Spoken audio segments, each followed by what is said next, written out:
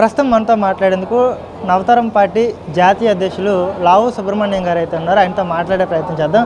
చెప్పండి సార్, గడిచిన 8 నెలల కాలంలో కూటమి ప్రభుత్వం పనితీరు ఎలా ఉంది? నిజంగా కూటమి వచ్చినాక సామాన్య మధ్యతరగతి కుటుంబాల్లో ఏమన్నా మార్పులు చేకూరినాయా?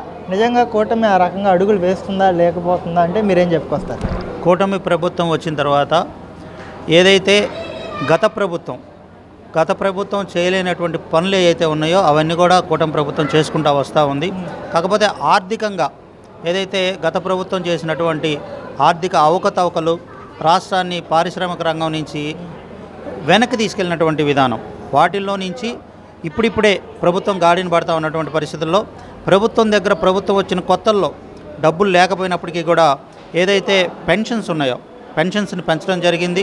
ఇది వికలాంగ పెన్షన్స్ కానీ, వృద్ధాప్య పెన్షన్స్ కానీ, తర్వాత ఏదైతే గ్యాస్ సిలిండర్ సంబంధించినటువంటి సబ్సిడీలు ఇవ్వడం కానీ, రాష్ట్రంలో అమరావతి రాజధానిని మొదలుపెట్టడం కానీ, మరలా పోలవరం ప్రాజెక్టుకి సంబంధించి కానీ, ఇట్లాగనే స్టీల్ ప్లాంట్కి సంబంధించి 11,440 కోట్ల రూపాయలు ఏదైతే దాని డెట్స్ ఉన్నాయో ఆ డెట్స్ని రికవర్ చేసి విశాఖపట్నం స్టీల్ ప్లాంట్ని గాడిలో పెట్టడానికి, అట్లాగనే అనేక సంక్షేమ కార్యక్రమాలని కూటమి ప్రభుత్వం గాడిలో పెట్టేదానికోసం ప్రయత్నం చేసింది. నిన్న కూడా మనం చూసాం, దావోస్ వెళ్ళటం, దావోస్లో మరి కీలకమైనటువంటి పారిశ్రామికవేత్తల్ని బిల్ గేట్స్ గారిని అట్లాగనే చాలామందిని కలవటం, ఈ రాష్ట్రానికి ఏదైతే పరిశ్రమలు రావాలి అనేటువంటి ఒక ఆలోచన విధానంతో ప్రభుత్వం వైపు నుంచి ముఖ్యమంత్రి గారు, ఉప ముఖ్యమంత్రి గారు, అట్లాగనే పరిశ్రమల మంత్రి గారు అందరూ కూడా ప్రయత్నం చేస్తూ ఉన్నటువంటి పరిస్థితుల్లో కూటమి ప్రభుత్వం ఆర్థికంగా పుంజుకుంటూ మరలా ప్రజా సంక్షేమం వైపు అడుగులు వేస్తూ ఉందనేటువంటి విషయాన్ని నవతరం పార్టీ నుంచి స్పష్టంగా చెప్పదలుచుకున్నాం. అంటే పదే విజయసాయిరెడ్డి గారు చంద్రబాబు నాయుడిని నువ్వు మావకి వెన్నుపోటు పొడిచి పార్టీని లాక్కున్నావని చెప్పేసి అనేక సందర్భాల్లో మీడియా ముందు చెప్పారు. ట్విట్టర్ వేదికగా కూడా అనేక మార్లు ప్రస్తావించిన పరిస్థితి. ఈ రోజున అదే విజయసాయిరెడ్డి గారు ఇప్పుడు జగన్మోహన్ రెడ్డి గారికి వెన్నుపోటు పొడిచి రాజకీయాల నుంచి తప్పుకోవడం అనేది మీరు ఎలా భావిస్తారు? అది విజయసాయిరెడ్డి గారి వ్యక్తిగతమైనటువంటి విషయం. ఆయన వెన్నుపోటు పొడిచి వెళ్తున్నాడని భావించలేం, కానీ ఆయన ప్రస్తుతం ఉన్నటువంటి రాజకీయాల్లో మనలేను అనేటువంటి ఉద్దేశంతో ఆయన సన్యాసం తీసుకున్నటువంటి మాట వాస్తవం. ఒక మనిషి రాజకీయ సన్యాసం తీసుకున్న తర్వాత ఒక పదవి నుంచి ఇంకో పదవికి అప్గ్రేడ్ అయితే దాన్ని ప్రమోషన్ అంటారు. దాని తర్వాత ప్రభావితం చేయగలిగేటువంటి పరిస్థితులు ఉంటాయి. మనం ఉదాహరణగా చూస్తే కాంగ్రెస్ పార్టీ అధ్యక్షుడు రఘువీరారెడ్డి గారు ఉన్నారు. ఆయన రాజకీయ సన్యాసం తీసుకొని వాళ్ళ సొంత గ్రామంలో ఆయన రాముల వారి ఆలయాన్ని నిర్మిస్తూ ఆయన ఆ పనుల్లో ఉన్నాడు. ఇంక తర్వాత రఘువీరారెడ్డి గారు రాజకీయాలను ఎలా ప్రభావితం చేయగలుగుతాడు? అట్లాగనే విజయసాయిరెడ్డి గారు కూడా రాజకీయ సన్యాసం తీసుకున్న తర్వాత ఆయన నెక్స్ట్ జరిగేటువంటి వాటిని ప్రభావితం చేసేటువంటి పరిస్థితులు ఉండవు. ఆయనకి ఆ పార్టీతో సంబంధాలు ఉండవు. అన్నిటికీ రాజీనామా చేశాడు ఆయన. మరి వెన్నుపోటు అనేటువంటి విషయం అది కావాలి అని చెప్పి చంద్రబాబు నాయుడు గారి మీద ఒక రకమైనటువంటి ప్రచారం ఏదైతే అప్పుడున్నటువంటి కాంగ్రెస్ పార్టీ కానీ ఇప్పుడున్నటువంటి వైఎస్ఆర్ కాంగ్రెస్ పార్టీ కానీ తల్లి కాంగ్రెస్ పిల్ల కాంగ్రెస్ ప్రచారం చేయడం జరిగింది. ఆ రోజు ఉన్నటువంటి పరిస్థితుల్లో తెలుగుదేశం పార్టీని కాపాడుకోవాల్సినటువంటి పరిస్థితుల్లో తెలుగుదేశం పార్టీని చంద్రబాబు నాయుడు గారు తీసుకోవటం, ఆ తెలుగుదేశం పార్టీ అధ్యక్ష బాధ్యతలు తీసుకోవటం, ప్రభుత్వాన్ని ఆయన బాధ్యతలు పగ్గాలు చేపట్టడం జరిగింది తప్ప దాన్ని వెన్నుపోటుగా అభివర్ణించలేం. ఈరోజు జరిగినటువంటి విజయసాయిరెడ్డి రాజకీయ అస్త్ర సన్యాసాన్ని కూడా వెన్నుపోటుగా పరిగణించేటువంటి అవకాశం అయితే లేదు. అంటే యాజ్ ఏ పొలిటీషియన్గా మీరు చెప్పండి, అధికారం ఉన్నప్పుడు అన్నీ అనుభవించి తీరా పార్టీ కష్టకాలంలో ఒక వ్యక్తిని అలా నిర్దాక్షిణ్యంగా వదిలేసి వెళ్ళడాన్ని మీరు ఎలా భావిస్తారు? అది జగన్మోహన్ రెడ్డి గారికి ఒక రకమైనటువంటి బ్యాడ్ పీరియడ్ నడుస్తూ ఉంది. ఆయన ప్రజల మన్నన పొందలేకపోయాడు. అట్ ది సేమ్ టైం ఆయనతో పాటు ఉండి ఆయన గెలవడానికి పనిచేసినటువంటి రాజకీయ నాయకుల ఆయన అనుచరుల మన్ననలు కూడా జగన్మోహన్ రెడ్డి గారు పొందలేకపోయారు. ముఖ్యంగా విజయసాయిరెడ్డి గారి లేకపోతే ఇంకా కొంతమంది మోపిదేవి వెంకటరమణ గారు కానీ లేకపోతే ఆర్ కృష్ణయ్య గారు కానీ తర్వాత ఇంకా అనేక మంది ముఖ్యమైనటువంటి నేతలందరూ కూడా పార్టీ వీడి బయటికి వెళ్ళటానికి జగన్మోహన్ రెడ్డే కారణం. ఎందుకంటే ఒక మనిషి ఒక మురికి తొక్కినటువంటి బురద తొక్కినటువంటి చెప్పు మెళ్ళ కట్టుకొని ఎదురున్నటువంటి ప్రతి ఒక్కరిని కూడా అనుమానించి నీ దగ్గర ఒక రకమైన వాసన వస్తుంది నువ్వు వెళ్ళిపో, నీ దగ్గర వాసన వస్తుంది నువ్వు వెళ్ళిపో, అందరినీ పంపించేసి కానీ తన మెళ్ళలోనే ఒక చెప్పు ఉంది అనేటువంటి ఆలోచనని మర్చిపోయినటువంటి వ్యక్తి జగన్మోహన్ రెడ్డి. వీళ్ళందరూ వెళ్ళిపోవడానికి పూర్తిగా జగన్మోహన్ రెడ్డి ఆయన మనస్తత్వం ఏదైతే ఒక రామకృష్ణారెడ్డి అనే కారణం కూడా వస్తుంది. సజ్జల రామకృష్ణారెడ్డి జగన్మోహన్ రెడ్డి ఏం చెప్తే అదే చేస్తాడు ఆయన. సజ్జల రామకృష్ణారెడ్డి గారిది ఏముంది? జగన్మోహన్ రెడ్డి ఏం చెప్తే ఆయన అదే చేస్తాడు. జగన్మోహన్ రెడ్డికి ఆయన ఒక బినామీ, విజయసాయి రెడ్డి గారు ఒక బినామీ. ఆయన పర్సనల్ ఆడిటర్.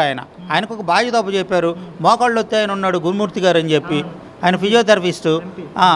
తిరుపతి ఎంపీగా ఆయనకి టికెట్ ఇచ్చి ఆయనకి పోటీ చేసి గెలిపించారు.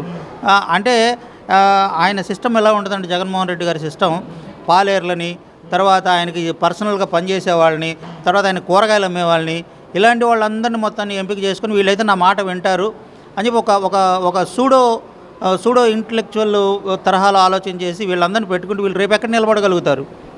అదే పద్ధతిలో అందరూ కూడా వైఎస్ఆర్ కాంగ్రెస్ పార్టీని వదిలిపెట్టిపోతూ ఉన్నారు. ఇంకా కొంతకాలానికి అసలు పూర్తిగా వైఎస్ జగన్మోహన్ రెడ్డి ఒక్కడే ఉంటాడేమో అనేటువంటి సందేహం కూడా కలుగుతూ ఉంది. పార్టీ కూడా విలీనమయ్యే పరిస్థితి వస్తుంది. కాంగ్రెస్ కూడా పుంజుకొని ఉంది. ఖచ్చితంగా ఈ పిల్ల కాంగ్రెస్ ఏదైతే ఉందో తల్లి కాంగ్రెస్లో విలీనం కానుంది. పూర్తి పగ్గాలన్నీ కూడా షర్మిల చేపట్టబోతుంది అన్న ప్రచారం కూడా నడుస్తుంది. ఇంకోవైపు అది పక్కన పెడితే ప్రస్తుతం రాష్ట్రంలో పవన్ కళ్యాణ్ ఉప ముఖ్యమంత్రిగా పవన్ కళ్యాణ్ గారి పనితీరు ఎలా ఉంది? నిజంగా ఆయన ప్రజల మనలను చూరగొంటున్నారా? పార్టీని పక్కన పెట్టేది నిజంగా నిస్వార్థంగా సేవ అందించే ప్రయత్నం చేస్తున్నారా లేదా అంటే మీరేం చెప్పుకోస్తారు? ముందుగా మీరు అడిగిన ప్రశ్నకి సమాధానం, జగన్మోహన్ రెడ్డి ఆయనకు సంబంధించిన వైఎస్ఆర్ కాంగ్రెస్ పార్టీలో విలీనం అవుతుందనేటువంటి విషయాన్ని నేనైతే నమ్మట్లేదు. అట్లాగనే జగన్మోహన్ రెడ్డి ఒక బలమైన నాయకుడు, ఒక బలమైన వ్యక్తిత్వం కలిగినటువంటి వ్యక్తి. విధానపరమైనటువంటి లోపాలతోటి, సంస్థాగతంగా పార్టీ నిర్మాణం చేసుకోవడంలో ఉన్నటువంటి లోపాలతోటి ఆయన నిన్న ఎలక్షన్లో నష్టపోయాడు. ఆయన నాయకత్వంలోనే వైఎస్ఆర్ కాంగ్రెస్ పార్టీ బలోపేతం అయ్యేటువంటి అవకాశం ఉంది. కాంగ్రెస్ పార్టీ చచ్చిపోయినటువంటి ఒక శవంతో సమానం. ఆ కాంగ్రెస్ పార్టీలో పనిచేసేటువంటి ఎవరైతే మీరు వైఎస్ షర్మిల పేరు చెప్పారు, షర్మిల కనుక నిజంగా బలమైన నాయకురాలు కనుక అయితే నిన్న జరిగినటువంటి 2024 ఎన్నికల్లో ఒక్క సీటు కూడా కాంగ్రెస్ పార్టీకి ఎందుకు తెచ్చిపెట్టలేకపోయింది షర్మిల అనేది నవతరం పార్టీ నుంచి ఒక ప్రశ్న.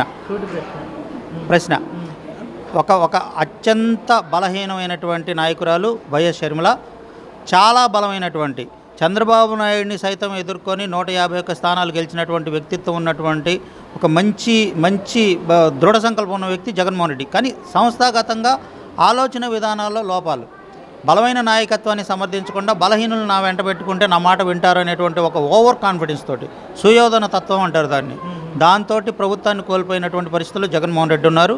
పార్టీ ఎప్పుడైనా బలోపేతం కావచ్చు, ఎప్పుడైతే ప్రజల్లో ఈ కూటమి ప్రభుత్వం విధానాలు కనుక నచ్చకపోతే ఆల్టర్నేటివ్ చూసుకునే దాంట్లో మళ్ళీ జగన్మోహన్ రెడ్డిని ప్రజలు చూస్ చేసుకునేటువంటి అవకాశం అయితే ఖచ్చితంగా ఉంటుంది. ఇంకొక ప్రశ్న, పవన్ కళ్యాణ్ గారి గురించి మీరు అడిగారు. పవన్ కళ్యాణ్ గారు వాస్తవంగా గతంతో కంపేర్ చేసుకుంటే చాలా స్ట్రెంత్ అయ్యాడు ఆయన. పవన్ కళ్యాణ్ డిప్యూటీ సీఎంగా ఒక తన భావాలు ఏవైతే ఉన్నాయో స్పష్టంగా చెప్పగలుగుతున్నాడు. పవన్ కళ్యాణ్ గారు స్పష్టంగా చెప్పగలుగుతున్నాడు. కానీ అది కూడా కొంత క్రమశిక్షణ లోపం ఉంది పవన్ కళ్యాణ్ మాట తీరులో. పవన్ కళ్యాణ్ గారు ఒక ముఖ్యమంత్రి ఏదైతే మాట్లాడాలో, ఒక ప్రభుత్వం వైపు నుంచి ప్రభుత్వం ఏదైతే మాట్లాడాలో దాని మీద కొంత తర్జన భర్జన ఉంటుంది. అలాంటివన్నీ కూడా పక్కన పెట్టేసి పవన్ కళ్యాణ్ గారు స్వతంత్రంగా ఆయన ఒక ఉప ముఖ్యమంత్రిగా కాకుండా జనసేన పార్టీ అధ్యక్షుడిగా కొన్ని సందర్భాల్లో మాట్లాడుతూ ఉన్నటువంటి పరిస్థితి. కామన్ మ్యాన్ కాదు, పొలిటీషియన్ కాదు, జనసేన పార్టీ అధ్యక్షుడిగా మాట్లాడుతూ ఉన్నాడు ఆయన. ఉప ముఖ్యమంత్రికి ఒక బాధ్యత ఉంటుంది. ఎందుకంటే ప్రభుత్వానికి ముఖ్యమంత్రి తర్వాత 2వ స్థానంలో ఉన్నటువంటి వ్యక్తి, ఒక రకంగా 2వ స్థానంలో ఉన్నటువంటి వ్యక్తి. ఆ వ్యక్తి మాట్లాడేటప్పుడు కొంచెం బాధ్యతగా మాట్లాడాల్సినటువంటి అవసరం ఉంది పవన్ కళ్యాణ్ గారు. ఆయన బాధ్యత తప్పి మాట్లాడుతున్నాడా లేకపోతే బాధ్యత మాట్లాడుతున్నాడా అనేది ఆయన అంతరాత్మకి ఆయన ప్రశ్న వేసుకోవాలి. కానీ విధాన పరంగా కానీ, పనితీరు పరంగా కానీ, కష్టపడే పరంగా కానీ పబ్లిక్ హర్షిస్తున్నారా అంటే పబ్లిక్ స్వీకరిస్తున్నారు. తిరుపతి అంశంలో, తిరుపతి విషయంలో ప్రభుత్వం వైపు నుంచి క్షమాపణలు చెప్తున్నాం అనేటువంటి ఒక మాట పవన్ కళ్యాణ్ గారు అన్నారు. అన్నదాన్ని మరి మిగతా వాళ్ళు జీర్ణించుకోలేకపోయేటువంటి పరిస్థితి. అగ్నికాజ్యం పోయాలంటే టైపులో వైఎస్ఆర్ కాంగ్రెస్ పార్టీ వాళ్ళు దాన్ని ఇంకొక రకంగా దాన్ని టర్న్ చేయాలని ప్రయత్నం చేసినప్పటికీ కూడా ఏదైతే టీటీడీ బోర్డు చైర్మన్ అక్కడ జరిగినటువంటి మృతులకి క్షమాపణ చెప్పడం జరిగింది కదా, పవన్ కళ్యాణ్ అడగబట్టే కదా. అందుకని ప్రశ్నించడం మంచిదే, కానీ ప్రభుత్వంతో ముఖ్యమంత్రితో కోయిన్సైడ్ చేసుకొని మాట్లాడాల్సినటువంటి బాధ్యత, ఆవశ్యకత పవన్ కళ్యాణ్ గారి మీద ఉంది. ఫైనల్గా అంటే ఇప్పుడున్న పరిస్థితుల్లో నవతరం పార్టీ నుంచి ప్రభుత్వ పనితీరుకి 100కి మీరు ఎన్ని మార్కులు వేస్తారు? ప్రభుత్వ పనితీరుకి 100కి ఎన్ని మార్కులు వేస్తామనేది మీ పార్టీ తరఫున అదే సార్. అంటే నేనేం చెప్తున్నానంటే ప్రభుత్వం దగ్గర డబ్బులు లేవు. గత ప్రభుత్వం ఈ రాష్ట్ర ఆర్థిక వ్యవస్థ మొత్తాన్ని కూడా నిర్వీర్యం చేసేసి నాశనం చేసేసింది. ఇటువంటి పరిస్థితుల్లో ఒక గాయం జరిగినప్పుడు ఆ పుండు మానటానికి కొంత సమయం పట్టింది. పుండు మానటానికి అది చెక్కు కట్టడానికి కొంత సమయం పట్టింది. ప్రస్తుతం ఉన్నటువంటి ప్రభుత్వం పరిస్థితి కూడా అదే. 100కు 100% పెర్ఫార్మెన్స్ మనం ఆశించడం అనేది కష్టం. ఎందుకంటే కొంత గాయం మాని కొంత ఆర్థికంగా ప్రభుత్వం బలోపేతమైన తర్వాత ఖజానా కళ్ళకళ్ళాటం మొదలుపెట్టిన తర్వాత మాత్రమే ప్రస్తుతానికైతే 1వ తారీఖు జీతాలు ఇస్తున్నారు, వెల్ఫేర్ ఆగట్లేదు, అట్లాగనే పరిశ్రమలు తేవడానికి ప్రయత్నం చేస్తున్నారు.